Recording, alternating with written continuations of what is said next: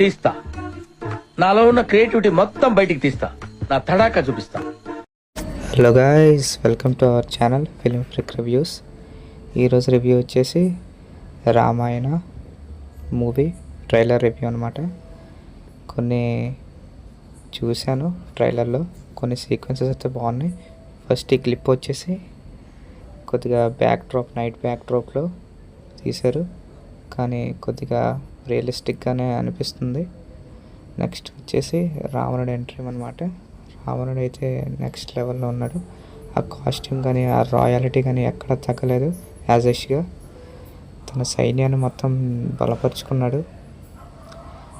రావణుడి పవర్ ఏంటో చూస్తారు ఈ మూవీలో, కానీ శాకాహారి కాబట్టి తనలో అంత బలం ఉందంటే చాలా గొప్ప విషయం అది.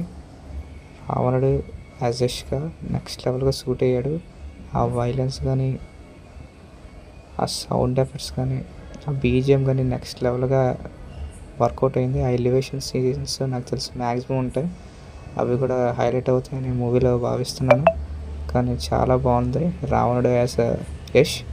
నెక్స్ట్ శ్రీకృష్ణుడు సీక్వెన్స్, ఇందులో CGI మాత్రం బాగుంది, నెక్స్ట్ లెవెల్లో ఉంది. కానీ అక్కడక్కడ మాత్రం కొద్దిగా ఫీల్ అనేది ఇవ్వడం లేదు. రియలిస్టిక్గా కొద్దిగా ఆర్టిఫిషియల్గా అనిపిస్తుంది, కానీ ఓవరాల్గా చాలా బాగుంది. నెక్స్ట్ లెవెల్ ఈ రాముడి సీక్వెన్స్ అనేది ఎంట్రీ అనుకుంటా యాజ్ రణబీర్ కపూర్. నెక్స్ట్ లెవెల్లో ఉంది. రణబీర్ కపూర్ స్క్రీన్ ప్రెజెన్స్ అయితే టాప్ నాచ్ అని చెప్పాల్సిందే, ఎందుకంటే చాలా బాగుంది. ఆ రాయాలిటీ, ఆ రాముడి గెటప్కి పర్ఫెక్ట్గా సెట్ అయ్యాడు. చాలా లొకేషన్స్లో ఆర్టిఫిషియల్గా ఉన్నాను. కొద్దిగా మనం ఇంత మూవీ బడ్జెట్ కాబట్టి కొద్దిగా కాంప్రమైజ్ అవ్వాలి.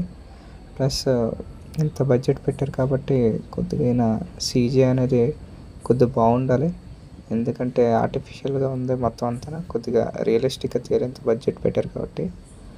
ఒక నిమిషం చూస్తుంటే తన విద్యలన్నీ నేర్చుకున్నాడు. Shurpanakha main villain of Ramayanam. ఈవిడ వల్లే రాముడు వనవాసానికి వెళ్ళాల్సిన అవసరం వస్తుంది. చాలా కష్టాలు ఈవిడ వల్లే రాముడు పడతాడు. చాలా ముఖ్యమైన క్యారెక్టర్ మూవీలో మాత్రం. చూడాలి మరి ఎలా చేస్తారు. Next Sita as Sai Pallavi looks న్యాచురల్గా ఉన్నాయి. యాజ్ ఏ సీతగా పర్ఫెక్ట్గా సూట్ అయింది సాయి పల్లవి అయితే. చాలా బాగుంది, నెక్స్ట్ లెవెల్గా ఉంది మూవీలో అయితే. మరి ఏమో తన పర్ఫార్మెన్స్ అనేది డామినేట్ చేయాలి ప్రతి ఒక్కరిని, ఎందుకంటే ఇది చాలా మెయిన్ క్యారెక్టర్ రామాయణంలో. తన గురించి ఇంకా చెప్పాలంటే యాజ్ ఏ సీతాదేవిగా ఫుల్గా సెట్ అయిపోయింది. దాని తర్వాత రణబీర్ కపూర్ యాజ్ రామ, సీతాదేవి సాయి పల్లవి మంచిగా సూట్ అయ్యారు. ఎందుకంటే చెప్తున్నాను, రాముడు మ్యారేజ్ టైం అనుకుంటా, ఆ టైంలో తనకి ప్రణామాలు చేస్తాడు, తన తోడు ఉంటాడని చివరి వరకు. నెక్స్ట్ సీక్వెన్స్లో అరణ్యవాసం, ఇది అందరికీ తెలిసిందే. ఇందులో కాస్ట్యూమ్స్ కూడా చాలా బాగున్నాయి, న్యాచురల్గా చేశారు. యాక్టింగ్ కూడా నెక్స్ట్ లెవెల్లో ఉంటుందని నేను భావిస్తున్నాను, ఎందుకంటే కొన్ని సీక్వెన్సెస్లో చాలా న్యాచురల్గా అనిపిస్తుంది, ఒకసారి ఆర్టిఫిషియల్గా అనిపిస్తుంది. శూర్పణఖ రావణుడి చెల్లెలు రకుల్ ప్రీత్ సింగ్ ఈ పాత్రలో చూస్తున్నాం మనం. మరి తిని కూడా ఒక ఇంపాక్ట్ ఇస్తుందేమో అని చూడాలి మూవీలో. నెక్స్ట్ పార్ట్ వచ్చేసి ఈ సీక్వెన్స్ అరణ్యవాసం సీక్వెన్స్.